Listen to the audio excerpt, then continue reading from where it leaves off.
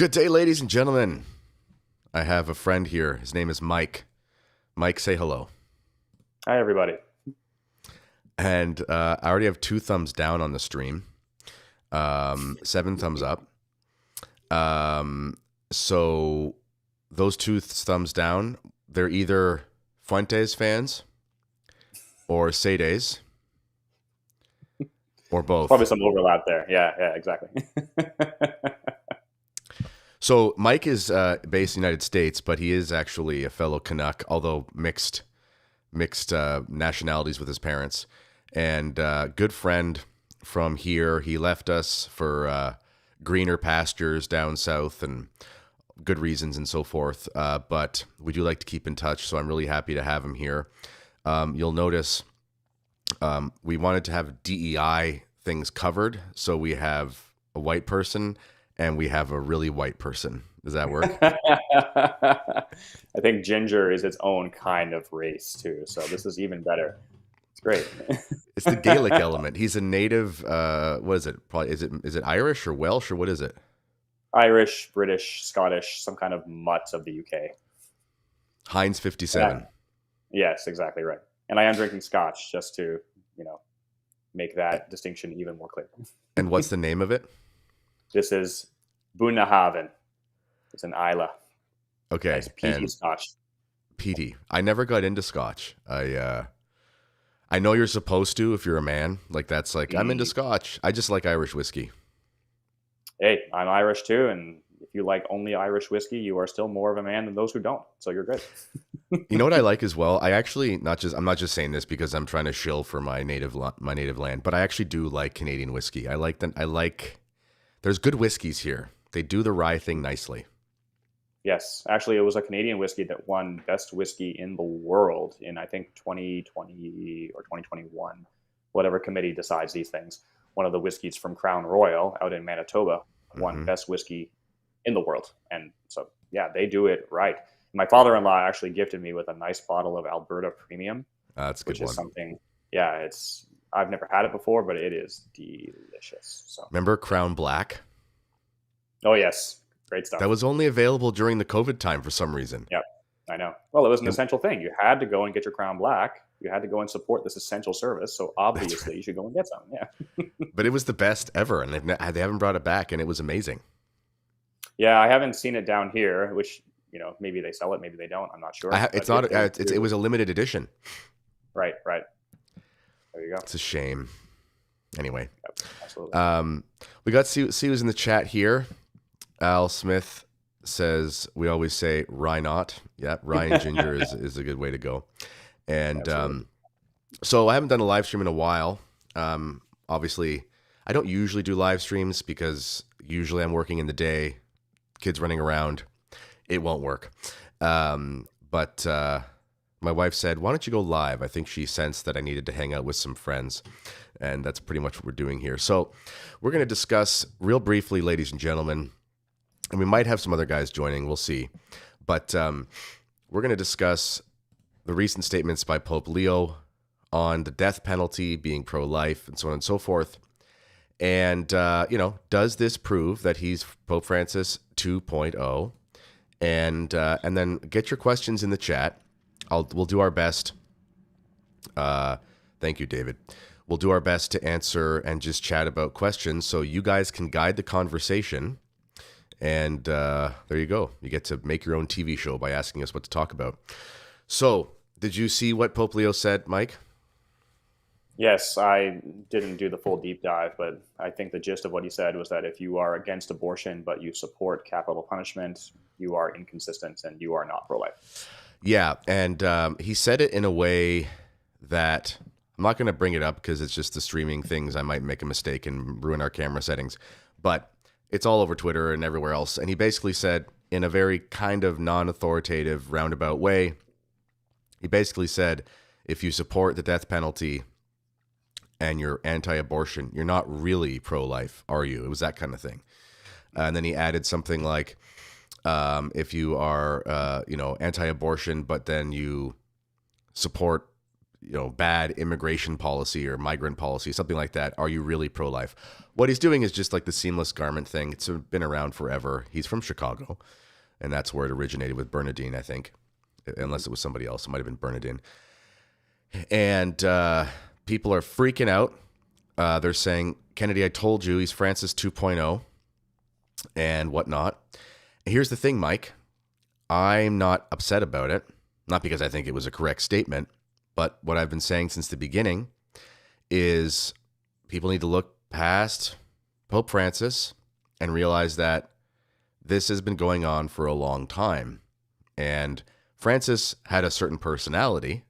He was very unkind to people. People didn't like working for him. Let's put it that way. God rest his soul, of course. Pray for his soul.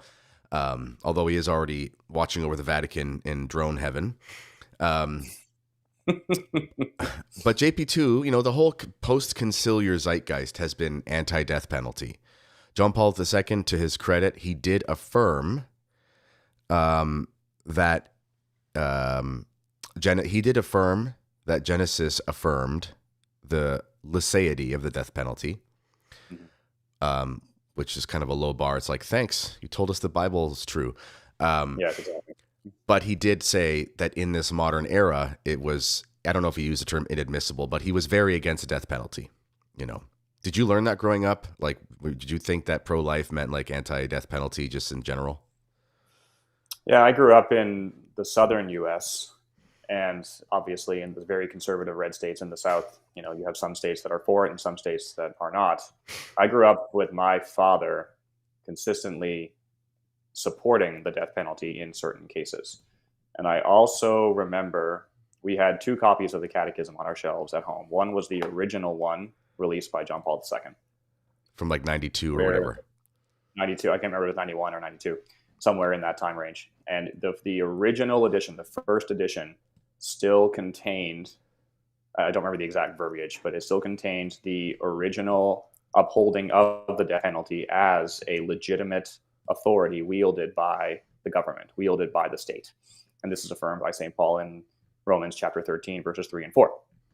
So, but then, as you know, obviously, and as I'm sure your audience all knows, the Catechism has gone through a series of changes and revisions over the decades since its first release, and culminating in John Paul II, who then, I believe he used the word admissible in extreme cases. Yeah. But even that was more of like a backing off from what the church has always stated for the last millennia and a half or so. And then just from there, it just went more and more away from the original teaching, culminating ultimately in Pope Francis, who said it is always inadmissible because it disrespects the inherent dignity of all human life. Yeah, Pope Francis did go further. I mean, it was an error, if not a heresy. Whereas the popes prior skirted around the issue more. And but that's kind of just been, that's been what it's been, where it's been a gradual release, and then Pope Francis was sort of the incarnation of the spirit of Vatican II.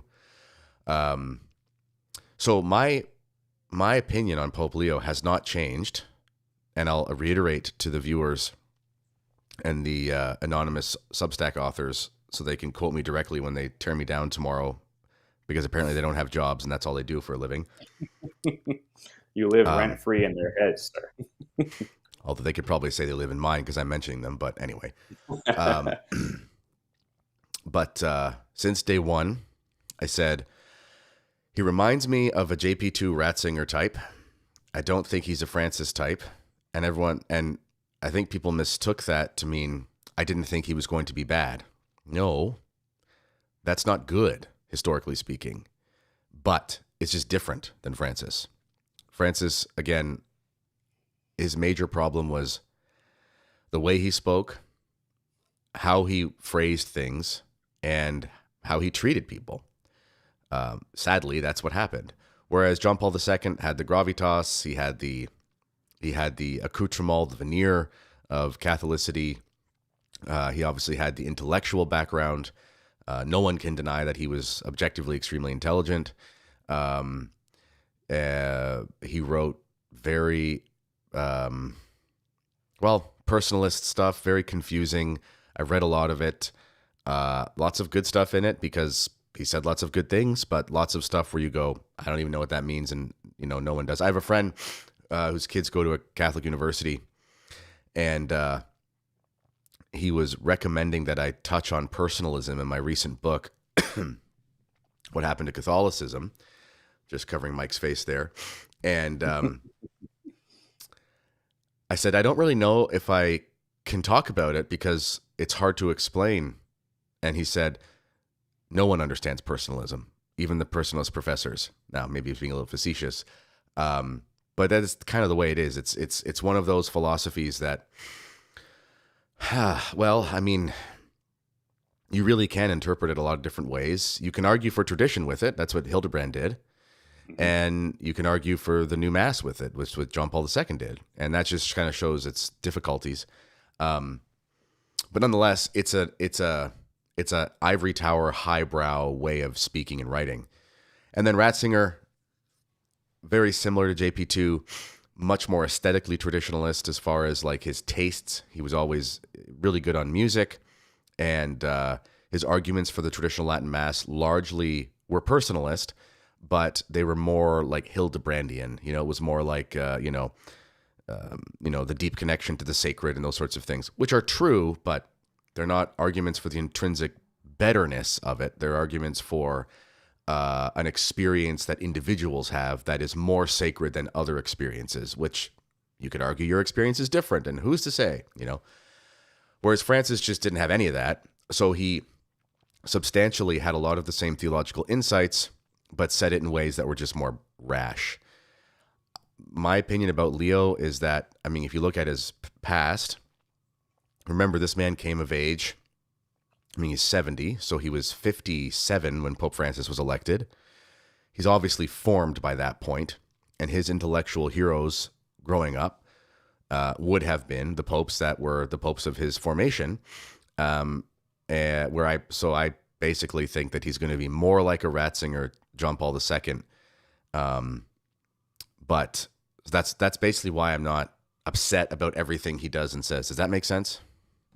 Absolutely. And I completely agree for my part, personally. Just right off the bat, for those watching, if you are not praying and fasting for the Pope, you should start, please. Every cleric, every bishop, every priest, and the Pope especially has an enormous diabolical target on his back. And so especially when these priests and clerics are formed in the modern day, post-conciliar, with modernism having infected every facet of the church, we have to pray and we have to fast for them. And honestly, we have the clerics that we deserve as a world, as a society. So that's the first thing. And second thing, I completely agree. I don't sense any impending catastrophe from Pope Leo. Thank God. Thanks be to God. Even with the Latin Mass, I'm a Latin Mass Catholic. You are a Latin Mass Catholic, Kennedy. Most of your listeners, I'm sure, are. And even if you're not, the fact that Ratzinger was, as you said, so friendly towards it from a more personalist perspective, you can almost more, for lack of a better way of explaining what personalism is, because I don't fully understand it, you can just say there's an emotional attachment to these things, and an intellectual emotional attachment to these things. And Ratzinger exhibited that. And I think Leo is doing the same thing, even with the fact that he is still wanting to dialogue. I hate that word. It's a disgusting word. But the fact that he still wants to do that is already a step forward from Pope Francis. God rest his soul. That's true. Yeah, Pope Francis didn't want to even talk about it. He just wanted to tell about it, which I actually would like a pope to just tell us the Catholic faith, but I just hope that he would be Orthodox. Yes. No, but you're right. Did you ever read, what was his name? The English philosopher wrote it. He was a conservative political commentator. Why am I forgetting his name? He wrote that book called Conservatism or whatever. Totally blanking. I've read his stuff. I'm just forgetting his name. Bugging me. He died like 6 years ago. His name is on the tip of my tongue. Oh yeah, Scruton. Roger Scruton. I've heard of him. I have not read his stuff. He's really smart. Actually, Sebastian Morello, Catholic author, was he was a student of his. at college, at Oxford or one of them, one of those good schools, historically good schools. And,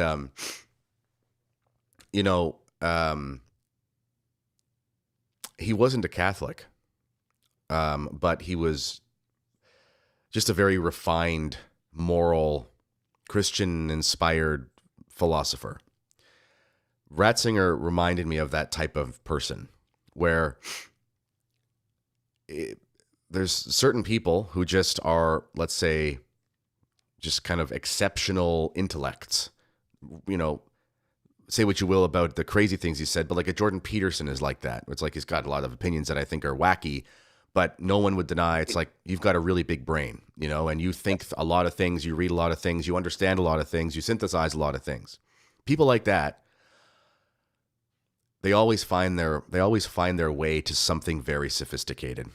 They're ivory tower people. They're, fancy drink people, whatever, and that's fine. So it makes sense that Benedict would find his way to the highest form of expression, because that is consistent with his pursuit of the highest way of understanding things. Whereas Francis prided himself on being like the Barrio Pope, the margins and all that kind of stuff. So he didn't have any time for anything pretty. He saw it as like weakness or something. If you're too pious as a man or something, it's, frociagine, and whatever words he used. So I think Leo is more of the former. So someone in the chat said, let's face it, the Latin Mass is going away.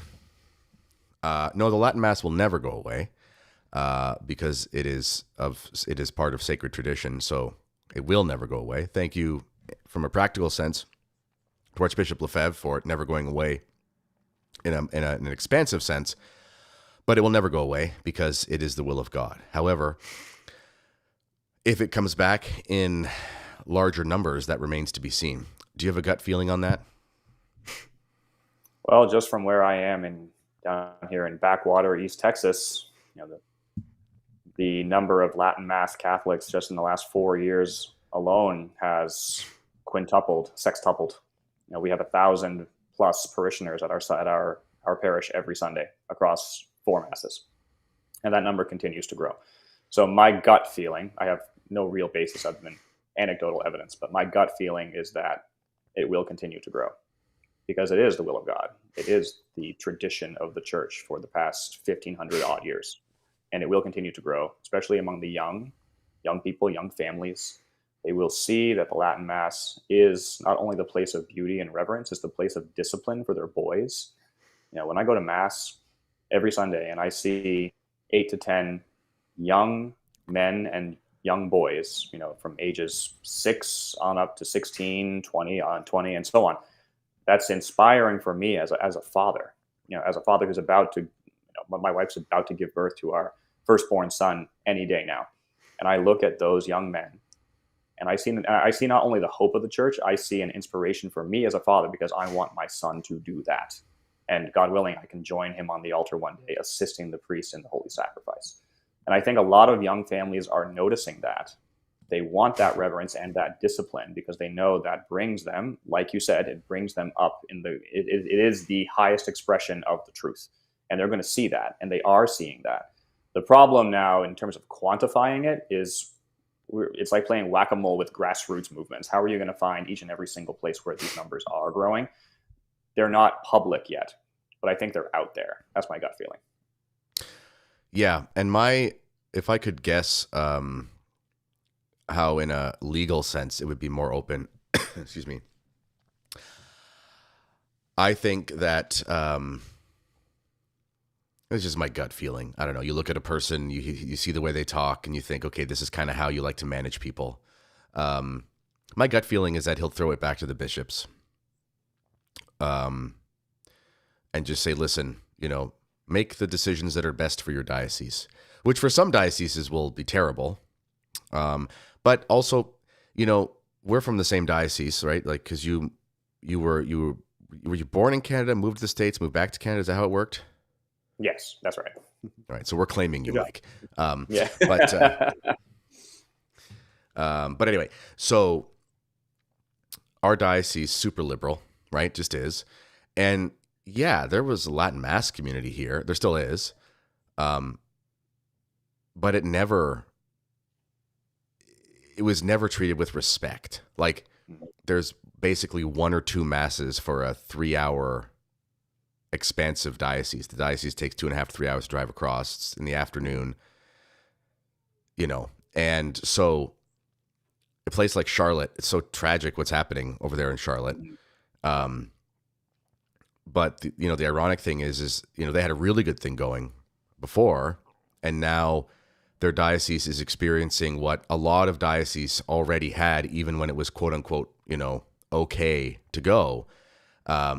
Because a lot of bishops who just don't want to have tradition spread, they didn't do anything more than they had to, and they made things difficult with their, little lavender ways, like how those guys act. And our diocese has always been like that. So I think he's going to throw it back to the bishops, personally, because I think one of the reasons why, these men elect the Pope because they want to choose someone as a majority group who they think they can get along with. I don't think anyone in this chat would believe that the Holy Ghost selects the Pope. If that were the case, why the heck would there be a vote? I've never understood people actually thinking it's like, they pray and then boom, they know who's Pope. It's like, that's not what happens. It's bizarre. There are like 8 rounds of voting sometimes, Right. The Holy Ghost is just figuring out what he needs. He's just figuring out his will, and communicating it in stages. Not so many heresies just in that one statement alone. Exactly. That's modernism, right? Yeah. It's a continual revelation. No, but they pray for the guidance of the Holy Ghost. And I'm sure that their grace of state gives them a special, grace, and they can choose to cooperate or not, of course. And there have been instances in the past where popes have been selected who people did not think were going to be good. Pius IX was one of them. There seems to be credible information that at some point he even joined the Masons as a young man. It's not confirmed, but it's one of those things that's pretty likely. Seemed to be a liberal, and then all of a sudden he gives us a syllabus of errors, So that who knows what's going to happen. I'm not expecting that to happen with Leo. I'm just saying that has happened before. And but in a human sense, these men have to work together. They have to run a business, they have to run an organization. They have to, keep the trains running on time and so on and so forth. And you've seen recently with about a dozen American bishops have come out slamming Supich for his silly nonsense or whatever. It'd be nice if it would be all of them, but it used to be none of them. Supich could walk around the cock of the walk, so to speak, and you wouldn't dare lift a finger near him. And now these men, if they're doing that, it's because they know they can, because they're all politicians, right? Even if they're a good man, they're in the position they're in because they're a politician. And if they don't know how to play politics, they get kicked out like Bishop Strickland. So that's just what happens. So, I think that he's a more conciliatory figure, and I think that's why they picked him. He obviously will never say anything bad about Pope Francis. Popes rarely say anything bad about their predecessor. That only happens in a couple occasions, like with Pope Honorius after him, and they condemn him or whatever, but that's super rare. And we're not going to expect that from these men because I don't even know if they believe in heresy. However, he had to work for Francis. I'm sure he knows a lot more than we do. And that's why my gut feeling is he'll probably chalk it up to synodality, which again is a bad thing, but that's what I think he'll do. And it'll be dialogue and synodal. And we hear this, and we've talked to whatever, consulted this, and we feel for the needs of the faithful according to their conscience. They should have the dignity of worshiping in a rite that is more comfortable for their expression or whatever, something stupid like that. And I think they'll chalk it back to the bishops. So anyway, do you have any more thoughts on Pope Leo, or should we go to the chat? I think my final thought on Pope Leo, I just want to reiterate for your listeners. I'm not on a soapbox. This is not my show. This is your show. I just want to reiterate to pray and fast for the Pope. especially if you are a traditional Catholic or if you're not a traditional Catholic.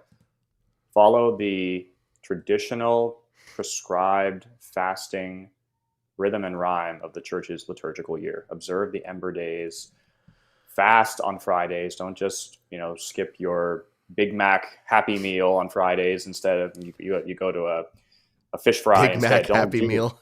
Yeah, don't do that. Okay, don't play this game. This is modernism in the flesh. Fast, make it hurt on Fridays, and pray for as we do in our family rosaries every night, pray for the holy intentions of the Holy Father. Yeah. Okay. If we do that, that's the very first step. And again, he has a diabolical target on his back. We have to remember that more than we do. So that's the last thing I will say. I'm just looking up because I'll forget, and then those SSPX resistance guys in the chat will call me a modernist, so I'm going to make sure I get it correctly here. What are the traditional intentions of the Pope? Just so everyone knows, excuse me, when you are praying for the Grok is not giving me the right answer, but when you're praying for the intentions of the Pope, it's a few specific intentions. What is it like? Help me out here. It's like the evangelization of the world or something. There's like 3 or 4 of them. So when you say for the Pope's intentions, what you mean is what that means, not just whatever he's thinking today. There are 6 of them. The 6. Exaltation of the Catholic Church, the propagation of the faith, the extirpation of heresy, the conversion of sinners, the concord between Christian princes, and the further welfare of the Christian people. There you go. So when you pray for the Pope's intentions, that's what you're praying for, just so everyone knows. So go for it. Al Smith, he says, Canadian Martyrs Men's Conference is just around the corner. Save the date for February 20th, 21st, 2026. That's right. Save the date. We have some great priests lined up this year. Tim Flanders is speaking there. I'll be giving a talk, and it's just a great time. So I'll have more information about that. And okay, let's go to the chat. So listen, I'm going to say this off the bat to the SSPX resistance guys. You need to touch grass and stop. Like, I used to work with a guy, and he was super, like, this was the Catholic school that I worked at, and you know how bad they are in the diocesan sense here. I don't know if it's like everywhere, but pretty similar, I've heard. Mm-hmm. He was one of those, the most egregiously unorthodox, heretical Catholics are always religion teachers. It's just, it's like for some reason, every Catholic school in a diocesan setting in Ontario, at least, there's like always someone in there who's into like witchcraft or something. Like it's crazy how bad it gets. There's some decent ones, but it's all like, anyway, this guy was a religion teacher, pride flag hanging in his classroom, just a heretic, like a real heretic, and was like proud of being a heretic. And every single time he would ever send an email, he always had caps lock, and like exclamation marks. So, okay, boomer. Yeah. It was like he had to yell at you with his subject line of his thing. Like fundraiser for justice, coming up, Stop being like that, resistance guys. Stop being like my pro globo homo formal colleague who is a heretic. Just find a different way to communicate. I'm just being honest. If you're trying to sell your message, no one is going to want to hear it, because every time I get an email from a resistance guy or someone writes a blog piece about me from a resistance person, you read it and you go, my goodness gracious, did this guy have 14 Red Bulls and like 6 Adderalls before he wrote this thing? You just got to calm down. No one's going to want to talk to you. So many people in the chat are asking me about the 2012 declaration of the SSPX, etc. Listen, the SSPX herself deals with those things. I'm not their official spokesperson. So you guys can go and you can ask your 47 bishops, which all don't agree with each other, to explain it to you. And then you can write a Substack about me tomorrow in all caps with exclamation marks. All right? Okay. Making friends with Kennedy Hall. Let me just find some questions here.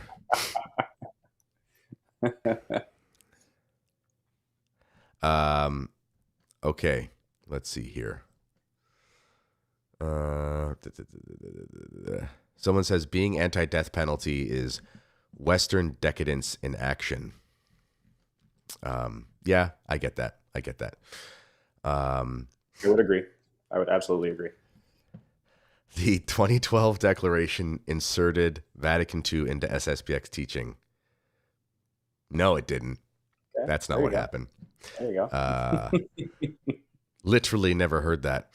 But the new SSPX of Filet is under Conciliar Rome.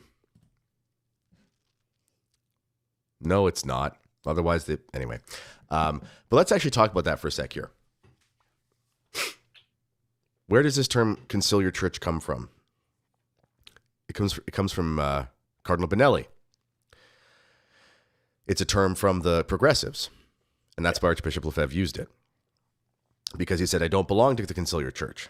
I belong to the Catholic Church. But here's the thing, my friends. When people are going to quote mine, Archbishop Lefebvre, you have to read the whole Lefebvre. Obviously, you're not going to read everything he ever wrote, or, because all of his lectures are transcribed and stuff. Obviously, it's too much. But Archbishop Lefebvre was a general of a group of men during a tumultuous storm. So he reacted with prudence as best as he could in situations where the path forward was ultimately unknowable to many. So, at various times, reacting to certain events as best as he could. Oh, thank you to the Pipe Cottage. I love your channel. Pipe Cottage. I'm going to answer your question. By the way, Pipe Cottage, I love your channel. And you have my son, this is going to sound weird, but you got curly hair. My son has curly hair. So I just really am fond of people with curly hair. Just so you know, this guy, the Pipe Cottage, check out his interview with Charles Coulomb. It's one of the best channels on YouTube. Wholesome stuff. Oh, that was such a good interview. It was so great. Good. I'll answer your question in a second, Pipe Cottage. I promise. Thank you. But anyway, so Archbishop Lefebvre is reacting to this crazy scenario. And by the end of his life, relations with Rome were obviously very strained. But what was Archbishop Lefebvre's intention? It was to serve the church. He was clear about this 1,000 times. You can't reject the authority as such of the Pope. You can't. It's spiritual suicide. Because you can't reject the authority as such ever. Because that's rejecting the order of creation. Obviously, there can be times, like in a marriage, you can have a separation during a time of abuse, but you can't divorce. You can't remarry. You may live apart for a while because it might be necessary. It's like, I can't go over there because I'm going to get abused again. I got to protect my kids. Obviously, it's going to be the husband-wife dynamic. I get it. Now they're going to call me a feminist. They're going to say, Kennedy believes in domestic violence. He's a modernist. But you know what I mean? So, but as a Christian, what do? I mean, you have to be heroically virtuous, and you have to keep those lines of communication open for the good of the sacrament. If we expand that analogy for the church, you have to keep those lines of communication open because you don't want to become your own church. That's not normal. That's schism, orthodox, whatever. You're at the service of the church. So for all these resistance guys who think they have it all figured out, you got to touch some grass because, oh, Sam's coming in. We'll put him to the right. All right. There you go, Sam. Put your thing this is there Sam. He's a moderator, and that is his real beard. He actually uses Just for Men, but in reverse. His beard's actually pitch black. But But so what we want is we want the church to return to tradition. So if someone asks you to try to help, why would you say no? It's like, if, I don't know, Jimmy Akin, who I've heard is an amazing guy. Like, I've heard he's actually a salt of the earth human being. Obviously, we're going to disagree on some theological points. If he said, Kennedy, I'd love you to come on my channel and talk to me, I would say, no problem. Because I'm not from a perspective of me trying to be arrogant, but I would think that maybe he might hear something I have to say. He'd probably say the same thing to me. But even though I disagree with him theologically on certain things, we both profess to be Catholics. I have no right to say he's not. So if he wants to talk, I'll talk. This is the Catholic perspective. So these guys in the resistance thing, they got to relax. Okay, Sam, I'm going to let you talk in a sec, but we have to answer. Actually, before I answer Pipe Cottage, do you have anything to add to that, Mike?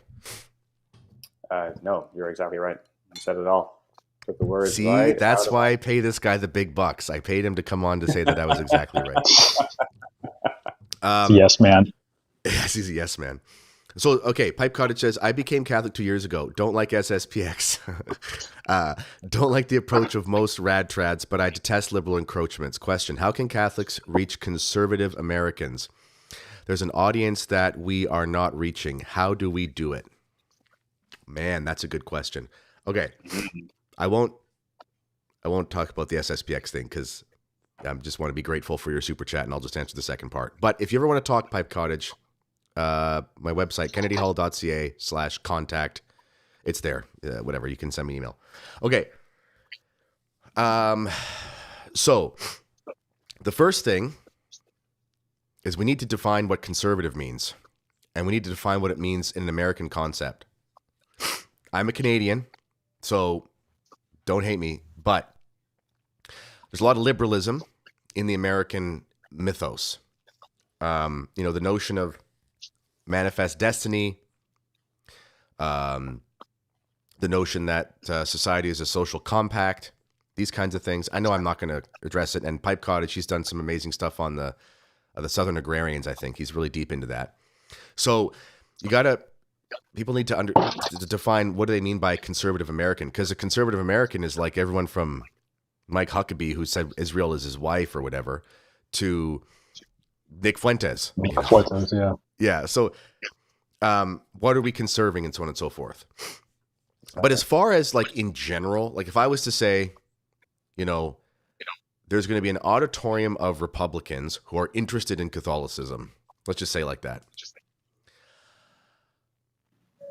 I would just preach the truth boldly, just tell the truth with no BS, and do my best to do it with a smile.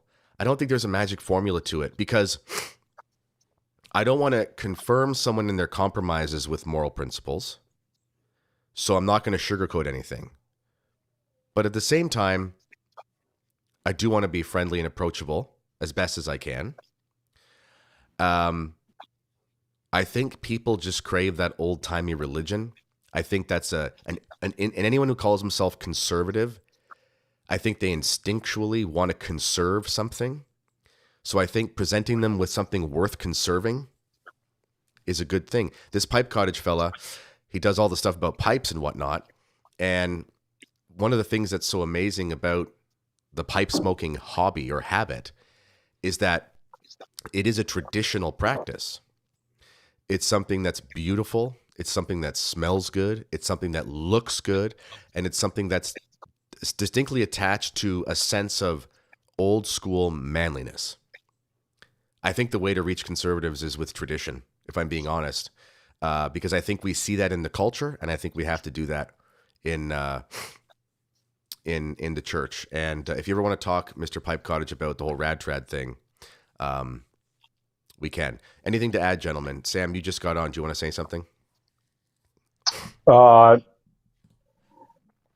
In the American, well, first of all, I'm Canadian, so my comments are probably irrelevant. But from what I observe is, how can traditional Catholics identify with the Conservative Party in America these days? The Overton window has expanded so much in the past 10 to 15 years that what are they conserving? can we even identify with what the Conservative Party is in America today? Like, you're pretty much going to be singing Kumbaya with a bunch of Zionists, and I don't know. Yeah. That's it. No, you're right. What do you think, Mike? Yeah, I agree. And if we're going to take it back to philosophy for a second, rule number one in philosophy is to define your terms. So if the person with whom you are speaking cannot even tell you what conservatism is, they cannot tell you what they think you should be conserving. It's like you say, Kennedy, they have the sense they want to conserve something, but they can't put it into words. So you need to iron that out first. And so when we say conservative Americans, what we're talking about, if you ask the average conservative American what they want to conserve, half of them will say, okay, well, I'm pro-life. Okay, that's great. That's awesome. Maybe they say, I want to support or uphold traditional marriage between a man and a woman. That's great. Those are true values.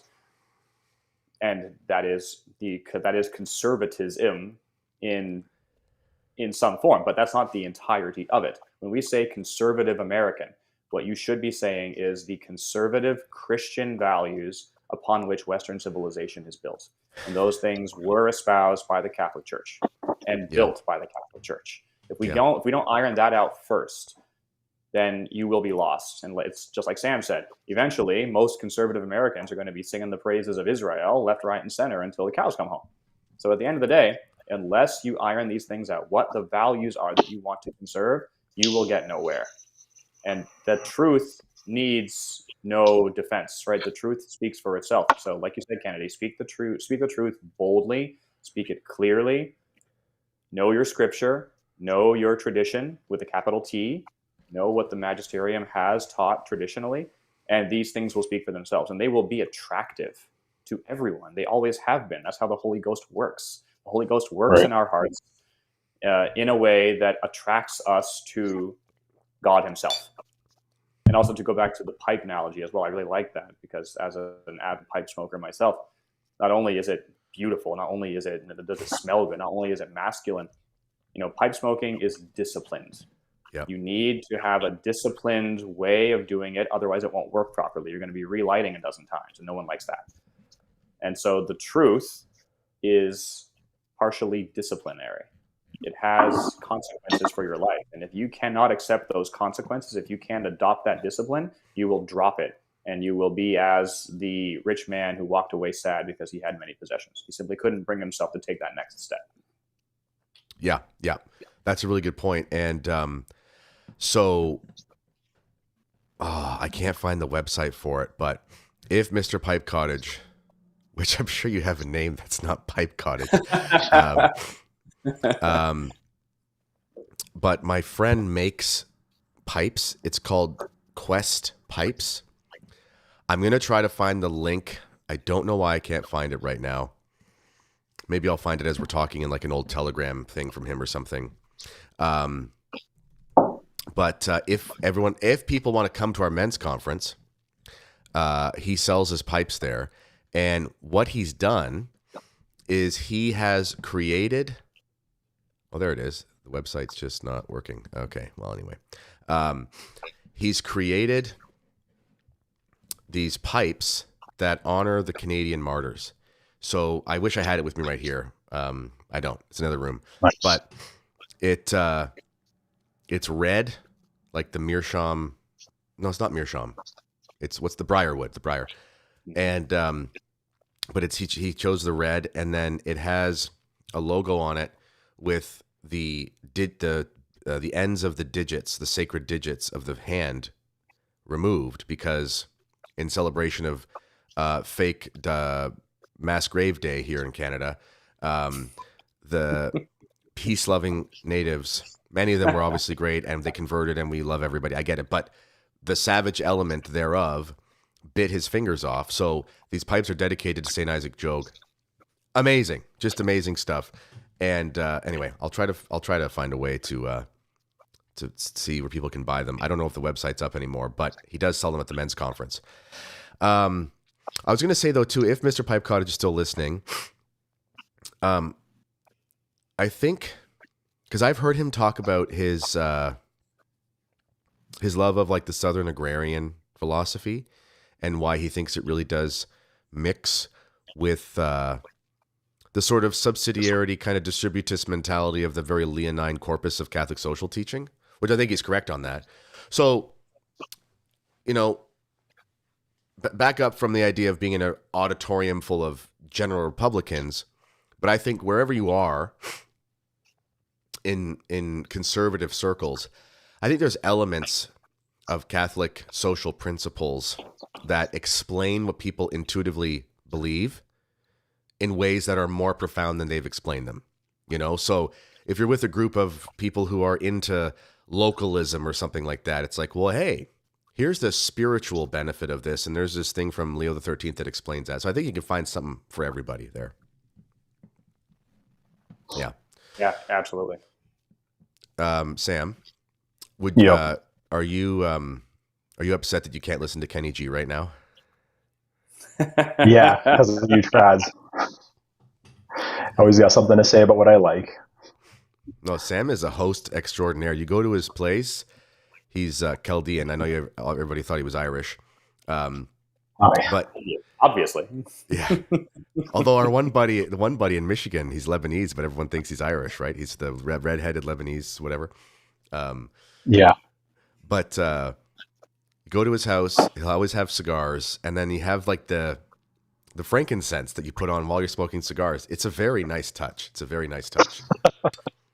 to be careful though. He might give you a haircut, then charge you $100 for it as you walk out the door. So. Special price, buddy. Special price. Yeah, special price with a shawarma discount. Okay, let's go back to the chat here. Alan Harrelson. That's your name, Mr. Pipe Cottage. Thank you, Alan. But I'm serious. Reach out at some point. Traditional Thomist, Nick. Israel is pretty based. George Bush. Our greatest ally. Our greatest ally. And he adds, Pipe Cottage, love your stuff, particularly on the Civil War. The South was right. Yeah, I believe that. Hey, actually. were you cheering on Bush when he was destroying my country, Mr. Thomist? Yeah, he probably was. No, he was not probably even was born a yet because neocon. he's like 12 years old. No? Oh, Yeah. yeah, you're right.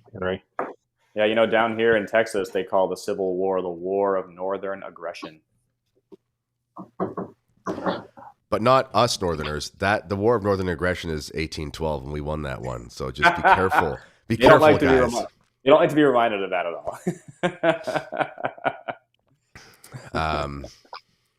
This is a good statement. Democracy, unfortunately, is two foxes, one chicken deciding on the lunch menu.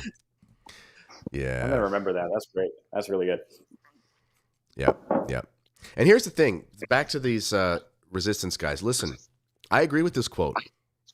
The only attitude of fidelity to the faith and to Catholic doctrine appropriate for our salvation is a categorical refusal to accept this reformation. Of course, we refuse the modernism and all the bad stuff. Great. That doesn't mean you refuse the authority of the church as such, because then the church no longer exists, and I don't know why you're different than a Sede. You know, I don't. Anyway, the War of Northern Arrogance. 1812 or the Civil War? Which one is it? Well, this is a good question from Al Smith. Do you think Pope Leo will allow the SSPX to consecrate some new bishop soon? I don't know. My gut is torn on that, but I have two minds about it. One, he seems like he doesn't really, I mean, what he said, he doesn't really think about tradition too much. Like his comments on the Mass, is kind of like, oh, you can say the new Mass in Latin, you know, what's the difference? And that might seem to people like, well, is he just coping or something? But when I'm acquaintances or, you know, friendly with the Massive Ages producers and directors and whatnot, and spent some time with them a couple times. And was at the premiere last year for the third one in Chicago. And they said, and they didn't say who it was, obviously, to remain, you know, for the respect of this bishop, but a bishop came to the screening of, I think, the second movie, the one where they explained what happened with the Bunini cartoon or whatever, like the animation. And the bishop said to them after, I had no idea any of this happened. And people might think like, how could you not know? Well, you know, I mean, there's a lot to do in seminary. There's a lot to do to run a diocese. There's a lot, you know, a lot of these men are good men. They're like moral men who want to do good things. They care about the poor. They care about souls. Like, they're not evil. And they've got a lot on their plate. You know, priest shortages, huge diocese, dealing with lawyers and stuff. What do you want to say, Sam? Has Pope Leo actually met with the superiors of the SSPX yet, or did they just invite them for the Jubilee year, or like a month ago? Did he actually sit with superiors and speak to them? I have no idea. And there's a lot. I talked to a lot of SSPX priests, obviously, and they said even if he did, we wouldn't know unless it was need to know. They're very, because I'm sure they would. I'm sure they would bring that up, right, about their needing more bishops. If they met with That's him, yeah. like That's priority for them, right? Yeah, I mean, so the last Jubilee or the one before the non, they're supposed to be every 25 years. Pope Francis did one because he loves to do new things in 2016 or 15. But the one in 2000, the traditionally scheduled one, that was a big deal because the SSPX did a big pilgrimage, and basically, you know, the advisors of John Paul II and whatnot were kind of like, oh, like, you know, they actually are praying for you. They really want to be at the service of the church and so on and so forth. We should probably sit down. So it sparked a lot of conversations and stuff. And then they met with cardinals and all that sort of thing. So I don't know what happened this last time. No idea. But when the SSPX does move forward, they're going to do it the same way, meaning none of it's going to be in the middle of the night. None of it's going to be secret. It'll be doing everything possible to find a way forward, and without compromising on things that are fundamental.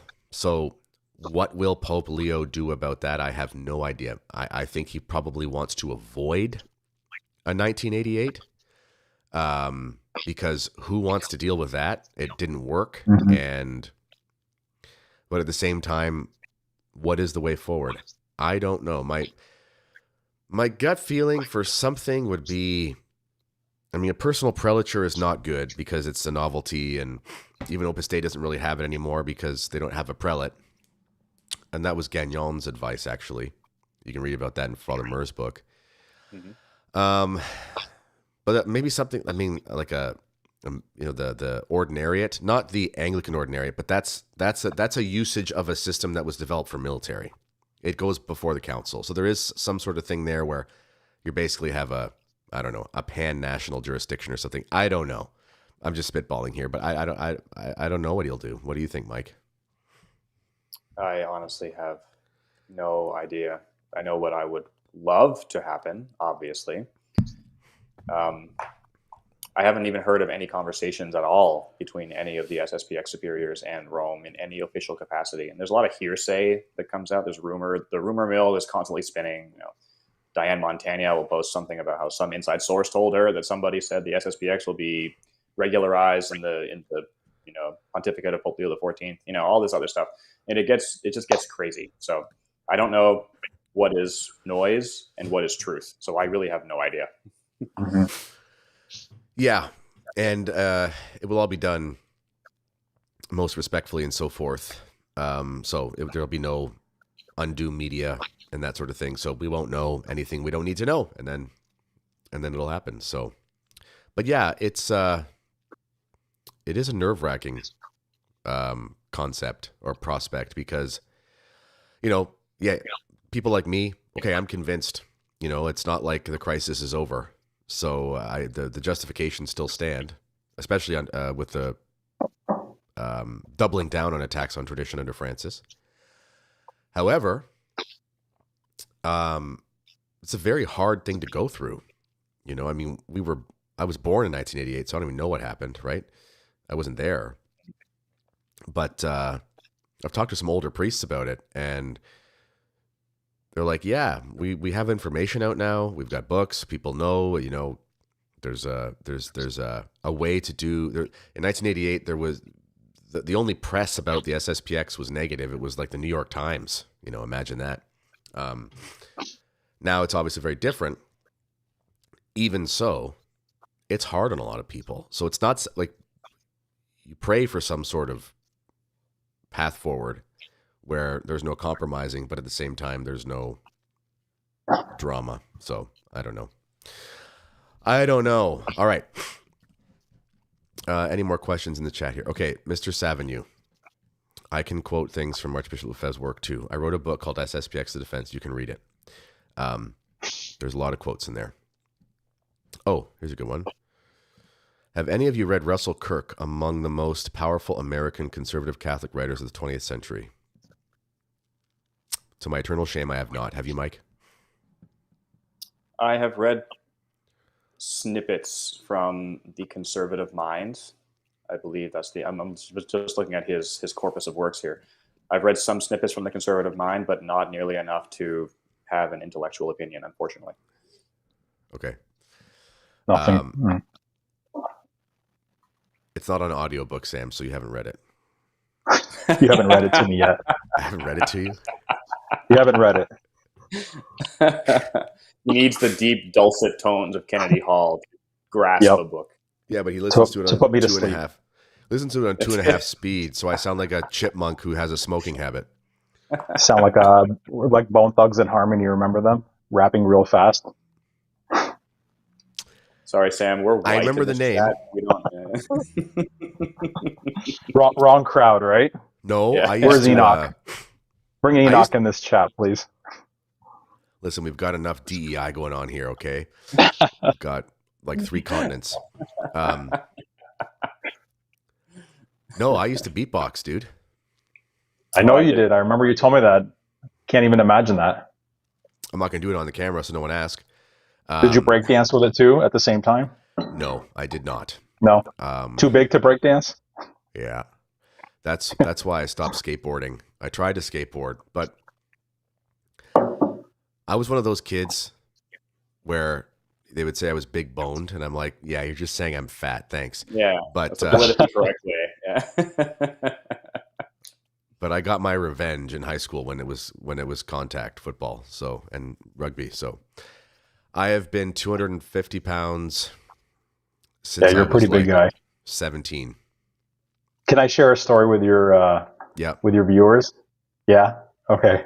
So one time, about 3 years ago, I went to Kennedy's house to go visit him. So my wife and kids, we all drove about 2.5 hours to get there. And this is like the third time I hung out with Kennedy. So I get there, and I got my dress shirt on, like a button up, and I got my slacks on and everything. And Kennedy shows me around his new house. And I'm like, wow, awesome. He's like, okay, let me show you the gym real quick. And I'm like, okay. We go downstairs to check out the gym. And he's like, listen, Sam, if we're going to drink alcohol and eat pasta, we have to work out.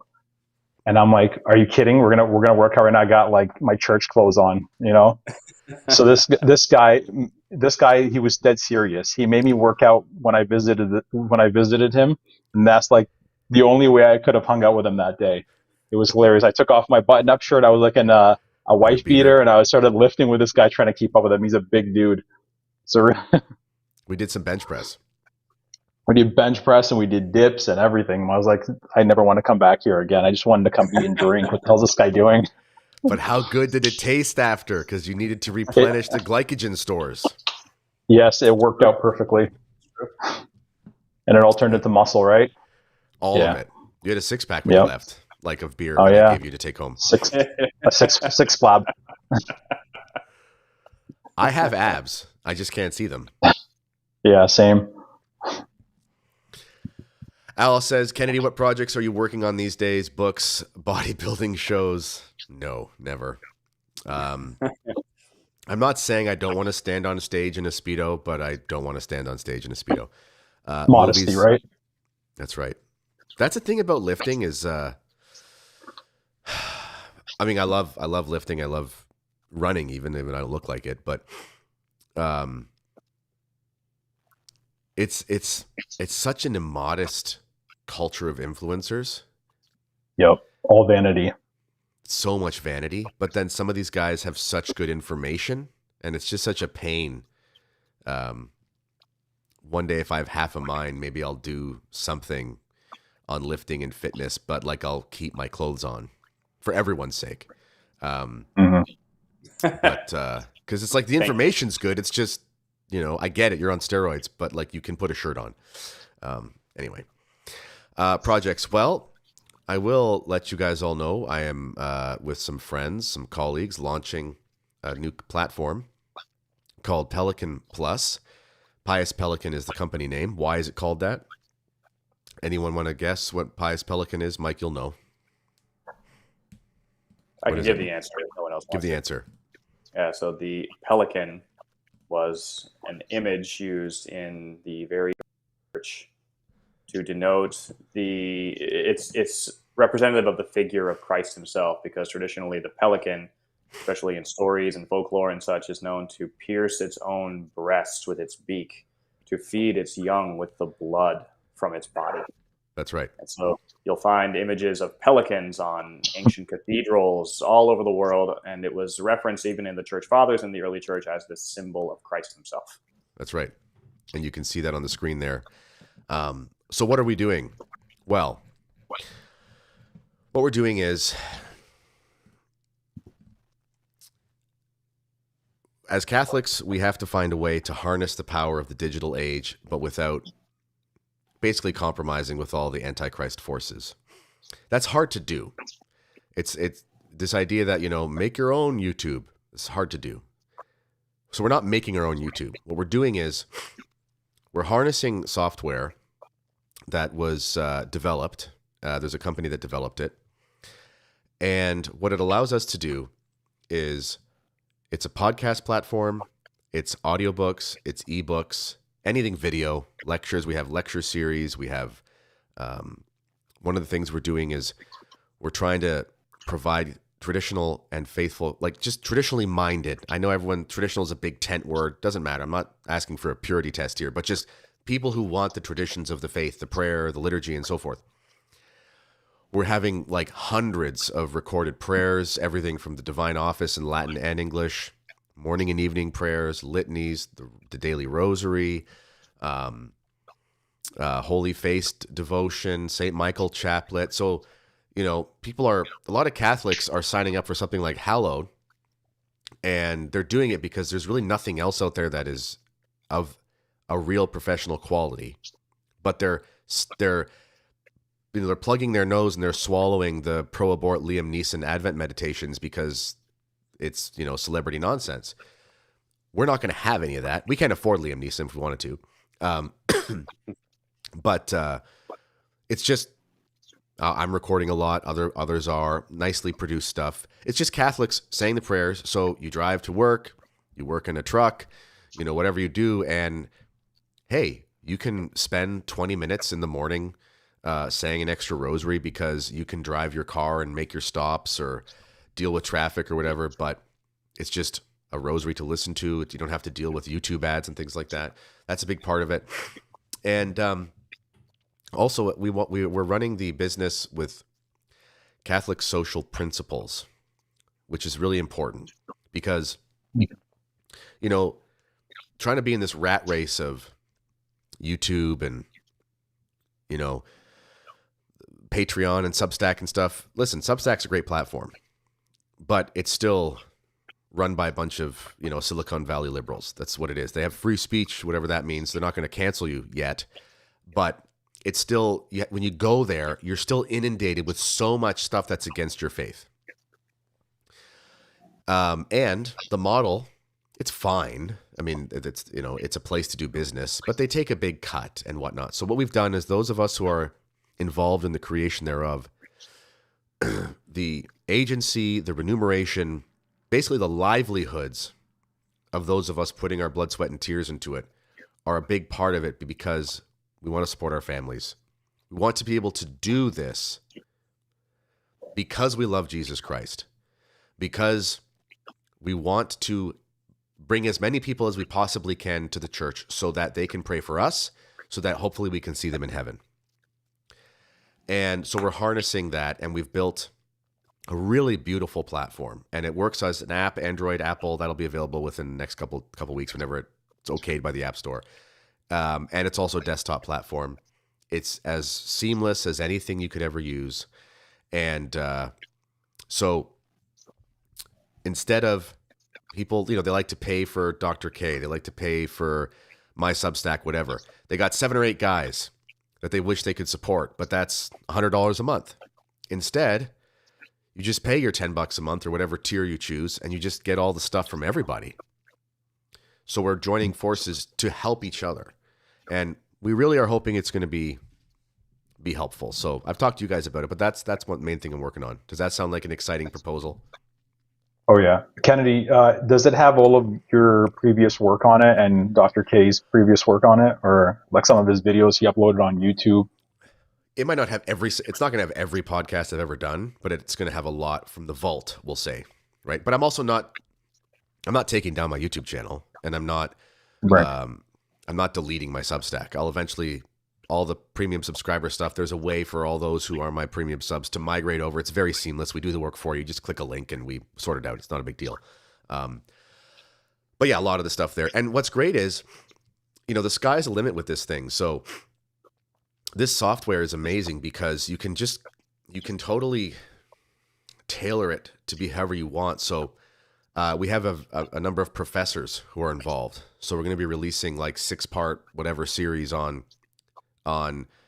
matters of Catholic history, Catholic doctrine, Catholic liturgy, taught by legitimate folks with tweed jackets who teach. And that's help for homeschoolers. That's help for continuing education. And you never have to deal with, the nice thing about it too is, we all have kids and we all deal with digital censorship, and I mean that in a good sense, like we want to protect our kids. But it's impossible to really protect them on YouTube. It's impossible to really do it. You can do pretty good, but there's still a danger there, There's no danger on this. You just open up that app. If you have like an iPad, you can do the whole 3-click thing or whatever, and you can't go to a different app. They're in that app. They can't get into trouble. It's only Catholic stuff. The worst thing that could happen is we have, for certain shows, for certain, like my book, Lockdown with the Devil, it's going to be on ebook, and I'm going to do a dramatic narration of it for the platform.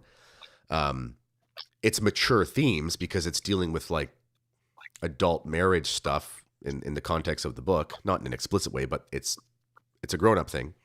So it would have like a put your age in for 18, to know that you have to enter sort of thing.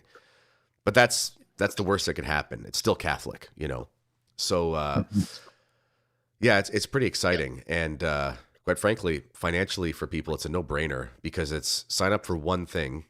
The family plan, which is 5 users, full access to everything, is $50 a month. But that's like 5 users.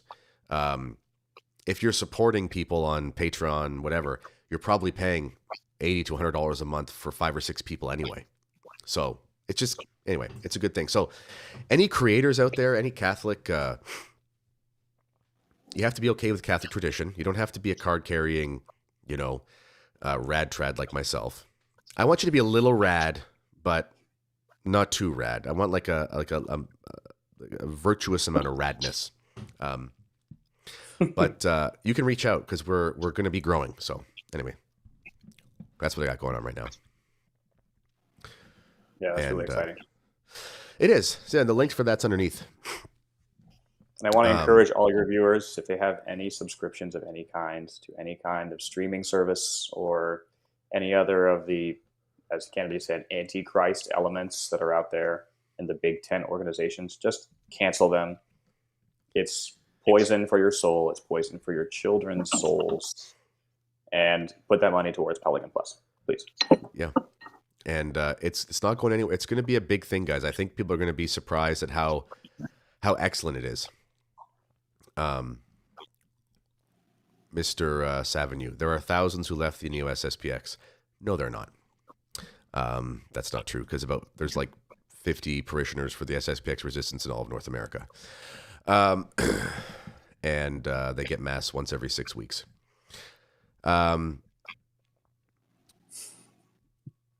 What's this? Catholic girls like logical conversation and traditional Thomists, not guys that work out. It's true. It's true. We're all too much into working out here, guys. We're also married, so our wives have to put up with us no matter what. Yeah, exactly. I can do whatever I want now, and it won't matter.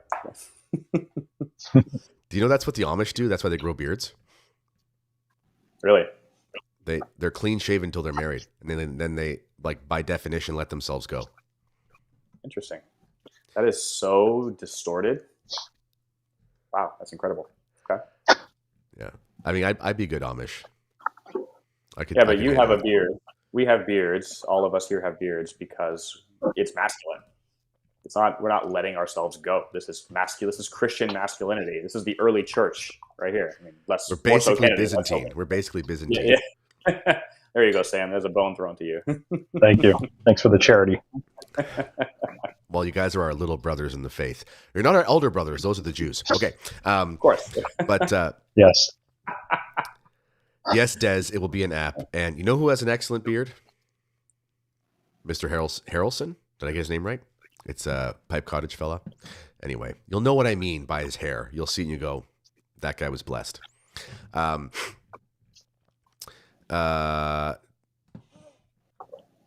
other questions that we want to have here?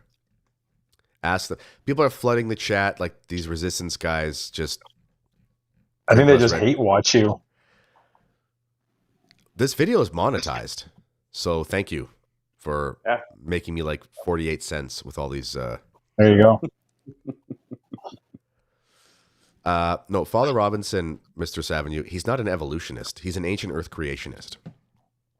There is a difference. I don't think I'm not an ancient Earth guy, but it's not the same thing. You got to get that right. Never been formally defined by the church, old Earth or young Earth. Yeah, I'm a young Earth guy myself. And I always will be. But if you are an ancient Earth creationist, there's nothing wrong with that. It hasn't been defined. So, I mean, people have their reasons, but I'm not going to be more Catholic than the Pontifical Biblical Commission under Pius X, which gave that permission. So, yeah. Good night, Al. Thank you for showing up. Anyone want to ask any more questions? Sam, do you have any words of wisdom to add to us so we can keep the ball rolling here with conversation? I don't know. You want to switch gears and talk about something else? It's up to you. Your show. Well, we have a national holiday in Canada today. We could talk about that. I prefer to keep my job. Oh, yeah, that's right. We are living in a... You know what? I'm not going to open my mouth because I got paid double time and a half today for going along with them. So I worked. I got more pay, and I just shut my mouth. Sometimes you have to do that. And you know what? That does open up actually something we could talk about. Catholics have a long history of living under various forms of persecution. And this kind of plays into a lot of these accusations from the resistance guys. Everyone should read the document, the one that Pius the Ninth wrote about the Nazis, Mit Brennender Sorg. Yes. Why am I saying that? No, I'm not calling you Nazis. Don't worry. But because what's interesting about that document is that Pope Pius IX is explaining, and I just read it today. This is why it's on my mind. And it's a really good document to read because basically what he does, he lays out the Catholic approach. No, sorry, Pius the 11th, not the 9th. I don't know if I said 9th, but he lays out the approach to how to deal with a hostile government, which we could apply to our own lives. And it's actually much more moderate than someone would think, in the sense of he knows that the Natsocs, the National Socialists, he knows they have no rights over the church. He knows that's wrong, but he still explains why so many times they were willing to send envoys to try to find a way for Catholics to have the freedom to be full Catholics in the country without demanding more than that. And only when it gets to the point where practicing the faith was made impossible did they make a public statement and basically said, prepare for martyrdom. And we should take that advice in our own lives. You know, we have families to support. You know, we have family members to try to keep relationships with. Sometimes it's not possible.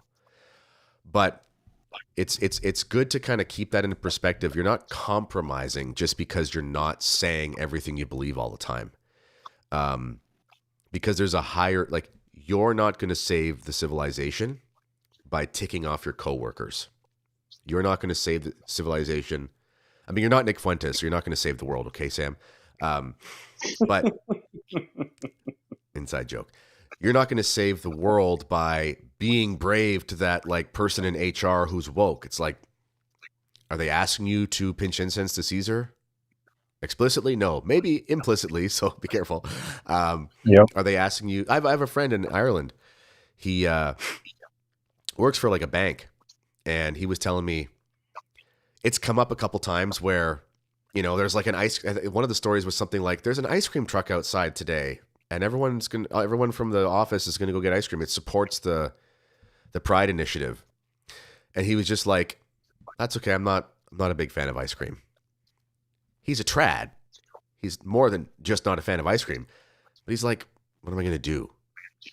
What you know, what's my plan here? And so you got to be smart. You guys probably can all relate to this. Yes, our Lord said you have to be as gentle as doves, but as cunning as serpents. Right? Even the martyrs have always been asked never to run out their doors and seek martyrdom. Right? If it comes to you by the will of God, glory to God. That's your ticket to heaven, for lack of a better way to put it. Yeah. But don't go out and seek it. Don't forsake your responsibilities. Don't forsake your family for the sake of some greater ideological cause. I mean, that's not prudence. That's not virtue there. So yes, if you can fly under the radar, if you can keep your head down without compromise, some people would say, well, you're compromising. No, if you're compromising, that means you're actually denying your faith in some respect. You know, going out to buy ice cream from that ice cream truck just to, you know, keep up appearances with your coworkers. Yeah, that's compromise because you're directly supporting a diabolical initiative. So don't do that. But you don't have to go out and shout from the rooftops, I don't buy this ice cream because it's supporting the devil, right? Some people might find that courageous, sure, but it's not prudent. Yeah, that's right. And thank you, M. Blanton, flowers from Mrs. Hall. That's very nice of you, because I don't know if all the viewers know, but we are going through a little bit of a storm right now. Won't go into it here, but Mrs. Hall could use some flowers. And our anniversary, 13 years married, is in like 6 days. So I probably should get her a gift, eh, boys? Just make sure you get the date right. Okay, don't be a day early, don't be a day late. It's sometime in October. I know that. Good. Okay. There was a question here, and we'll do this, and then we'll sign off, I think, because it's late and whatever.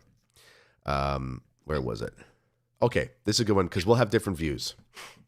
Mine's the right one, but you guys have the freedom of speech, okay? I'm allowing that. Your thoughts on Halloween since we're fast approaching? Oh, boy. Well, historically, All Hallows Eve is obviously Catholic. So various customs and festivities that have to do with that day are obviously fine. I mean, in the sense of people always do things on major Catholic occasions. But of course, the modern way of doing Halloween is co-opted by everything from, you know, the weird Wicca people to secularism and so forth. Personally, this is what our family does. Excuse me. Our kids dress as saints or some sort of virtuous hero. We also live in a tiny town where there's like nothing going on. I would not even dare to take them out if I was in a city. We all know our neighbors. It's very tame. And last year we didn't go out because we couldn't. I think we were sick, and there was a funeral going on with a mutual friend of Mike knows. She passed away. She was a saint, though, by the way, and very providential when she passed away. But anyway, but the year before, I think Titus dressed as St. Patrick, and Shiloh was St. Francis. No, Shiloh was St. Patrick, Titus was St. Francis, and Samson was Samson. So he wore like a muscle costume with like thing that made him have long hair. And we went to like 9 houses. And we give out little like pictures of Mary. These little like, along with candy, but we give it out. We just leave it on the front porch. That's what we do. Some people tell me I'm worshiping the devil. And it's because I'm in the neo-modernist SSPX. And I know. What are your guys' thoughts? Sam, I'll let you go first. Sam's seething right now. What's that? No. Sam's So seething right what now. we do is, this is a hot button topic in our group. Always, every year it gets brought up like late September. But what we do as a family is we also dress our kids up as saints, or we have in the past, and we have a little party at our church, and they give out candy over there. So that's pretty much what we do. As for the trick-or-treating, we don't do that. We do leave out a bin or a dish full of candy, and we just say, take one. That's it. Yeah. Very nice. Do you leave out baklava because you're from the Middle East? Not a Greek thing? Oh, baklava. Yeah, we do that too. Yeah. We use some chickpeas in a bowl, just for the protein, right? Yeah. What do you do, Mike? Yeah, so it's very similar. We dress our kids up as saints or as some saintly hero, is a good way to put it, or a virtuous figure from Christian past. We do trick-or-treating here. We try to avoid the bigger neighborhoods. Obviously, a big city or even a mid-sized city, there's going to be a lot of degeneracy around, and I'm not going to take my children there. But down here in deep Bible Belt, Texas, they have these things called trunk or treats. And a lot of people from different, Baptist or Pentecostal churches, people just gather together and line their trucks up in a big parking lot, and they'll just have candy out of the back of the trucks, and people will be dressed up as whatever.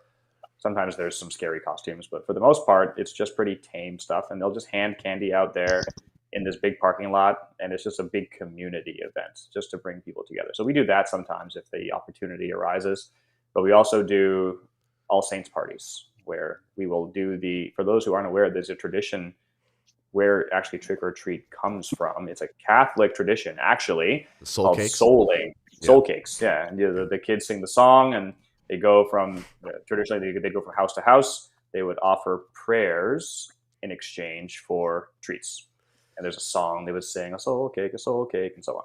So we do that with the kids too, and they have a great time with that. So the whole parish gets together, and it's a whole to do. So it's actually a pretty big deal for us. That's cool. So what you're saying is that you worship the devil. Yes. I knew it. Yeah. You got me red-handed. And, diversity is our strength, of course. But it's fun, these customs, because a lot of these, like we also, and I know I'm going to get roasted for this. Not only am I a modernist, but I'm also, I don't know, a Protestant as well or something. We're actually big Santa people. And I know it's awful and terrible of me, because didn't you know Coca-Cola invented Santa? No, he didn't. But why is that? Well, because it's an English custom. Santa Claus as Father Christmas is English, and it's not really clear when they started doing it. It's just kind of something the English have always done, and it's a big deal, obviously, in North America in general, but in Canada, it's just like a given, there's no puritanical history here. It's just Catholics and Anglicans, and, well, it used to be. And we play make-believe with our children. When they start asking questions, I don't lie to them. I'll say, well, what do you think? Or, how, can Santa really get around the world in one night? Well, that's something you should ask him. Haha, good one, Dad. It's not like there's a magisterium of Santa Claus and we make them, with inquisitors, but it's just little children are like pre-rational. This is why they don't take Holy Communion. Make believe with your kids in any form is extremely important. It's also a mark of innocence. So one of the reasons I love it, I wrote an article a couple years ago called "Why I Believe in Santa Claus for Crisis," and so did Chesterton, by the way. So good company there. But my point of the article was,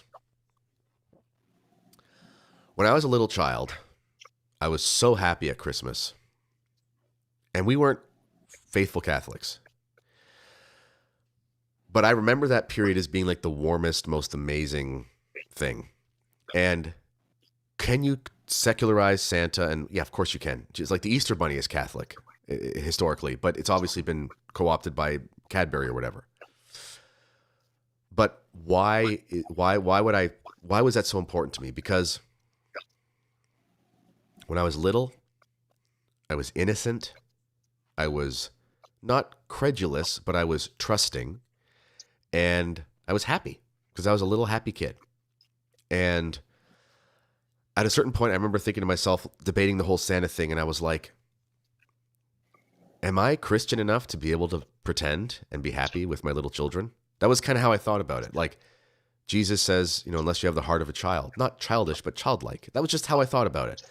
People can have different ways of doing it, but that's just the way we do it. And there's no confusion of it's Saint Nicholas. He's Santa Claus is Saint Niklaus. It's the same word. And I look at it as the joy of Christmas is so overwhelming that you can't help but play pretend because you're just so happy. Because that's what you do when you're a little child who's happy. You play a game. So that's how we look at it. We don't hammer it, but at the same time, we're totally into it. And that's just, these customs, you just make them your own, and Catholics all over the world will have totally different ones. And I'll add to that as well in terms of custom. It's a Christmas tradition around our house. Once Christmas properly begins on December 25th, we take out J.R.R. Tolkien. In his lifetime, he wrote a series of letters to his children at Christmas time or leading up to it, and they were compiled a few years ago, and they're called Letters from Father Christmas. And he's invented, in his Tolkien-esque way, this whole mythology around Santa Claus at the North Pole and the elves, and there's a polar bear who's a bumbling idiot, and all the adventures that they have. And my kids just love this stuff. So I recommend everyone check this book out. It's a very short book.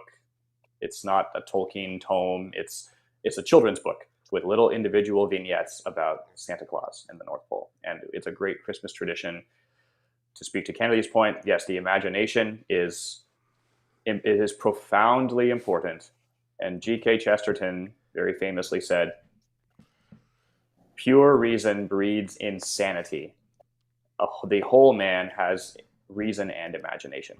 I'm kind of paraphrasing that. So, Sam, can I make a camel joke, or is that inappropriate? I'd be highly offended by it. Yeah. What is your Santa Claus? Who pulls the sled? Back in Iraq, where I never lived, but yeah, we probably have like a Papa Muhammad that comes down our chimney and takes our stuff instead of gives us stuff. But no, we emphasize as Eastern Catholics Saint Nicholas, right? I teach my kids the Saint Nicholas story, and since they were younger, I used to tell them that everybody you see at the mall that has the huge lineup and the elves, whatever, they're just like mimicking Saint Nicholas, and they're trying their best to do what he did, is give back to people and stuff like that. So yeah, we emphasize that. But I told them from a young age that there's no man that comes down the chimney and gives us gifts, and because I'm not a liar like you guys. So I know where you live, so I'm gonna dye my beard white, and I'm gonna break into your house at midnight on Christmas Eve. When you get back from your vigil, I'm gonna be in your fridge eating your cookies and milk, and be like, "Your dad lied to you. Here I am," and I'm gonna run out the door. Bad idea, buddy. I'm heavily armed as a Canadian too, right? Yeah, but you'll go to jail if you use them. Yeah. If I talk about them, I'll go to jail. Not just use them. He means he has big arms from lifting. Relax, There you government. Okay, he's heavily armed. Like his arms are heavy. Yes. Nuance, right? All right, guys. You're in Central Time, so it's not that late for you. It's late for Sam and I. So we got to go. Thanks for coming on, guys. This was fun. Let's do this again. It was great. And Let's do it again. Let's have more of the guys on next time. Yeah, they all chickened out. Thank you to everyone, especially Mr. Savigny in the chat. I've never seen someone write 740 messages in such a short amount of time. It's very good. And God bless you all. Check out the link for Pelican underneath.